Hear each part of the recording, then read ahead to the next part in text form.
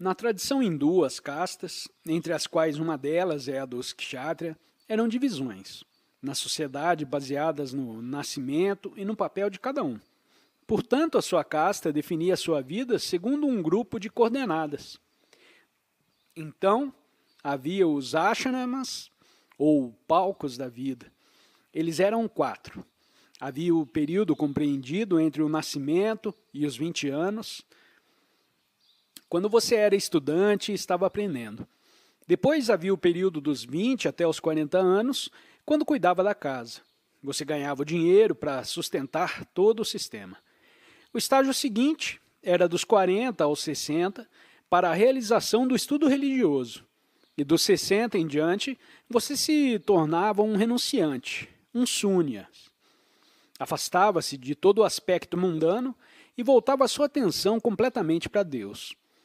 Todo esse sistema hindu de definição pessoal, de acordo com essas 2 coordenadas, é chamado de Chaturvarnashrama Dharma, o Dharma da casta e do ashrama.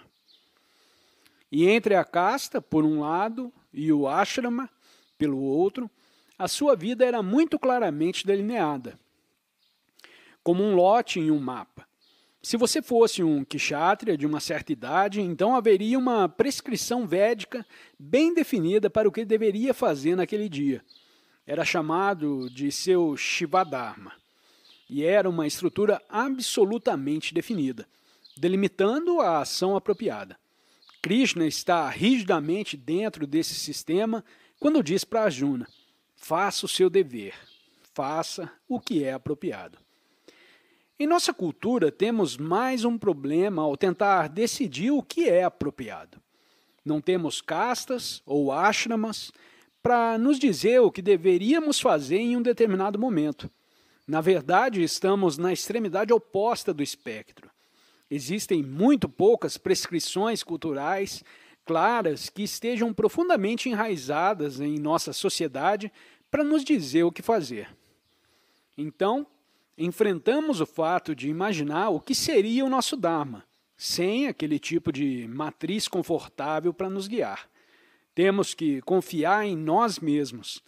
Temos que prestar atenção e ouvir como as nossas diferenças individuais determinarão o nosso dever apropriado momento a momento. Todas as nossas circunstâncias conduzem a, se você tem um determinado tipo de intelecto, ou se você tem certas circunstâncias econômicas. Isso define determinados caminhos. Se você tem um esposo ou esposa, isso define certas possibilidades e define também certas condições delimitadoras.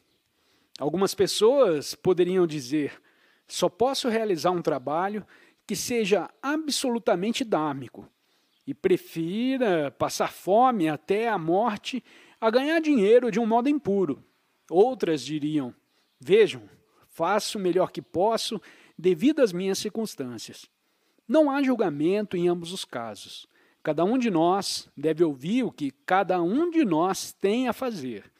Se você é um sado, se é solteiro e renunciante, talvez possa oferecer mais do que um purista.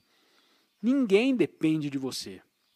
Por outro lado, se é um chefe de família, então existem certas responsabilidades e você precisa fazer o melhor que pode. Se for chefe de família, mas resolve ser um purista e não consegue dinheiro suficiente para alimentar o seu bebê, ao longo do caminho você agiu com mais adharma do que com dharma. Se estiver nessa situação e descobrir que deve assumir um emprego que não seja totalmente dármico para você, faça o melhor que puder para trazer o máximo de conscientização para o cenário. Isso é tudo que você pode fazer. Você trabalha com o que lhe é dado. Digamos que seja rico. Então, isso define em parte o seu Dharma. Se você não pode agir como se não fosse rico, mesmo jogando dinheiro fora, isso não o livra karmicamente. É também um ato carregado de karma. Pelo contrário, você precisa começar a ser responsável pelo seu dinheiro e determinar o seu dever em relação a ele.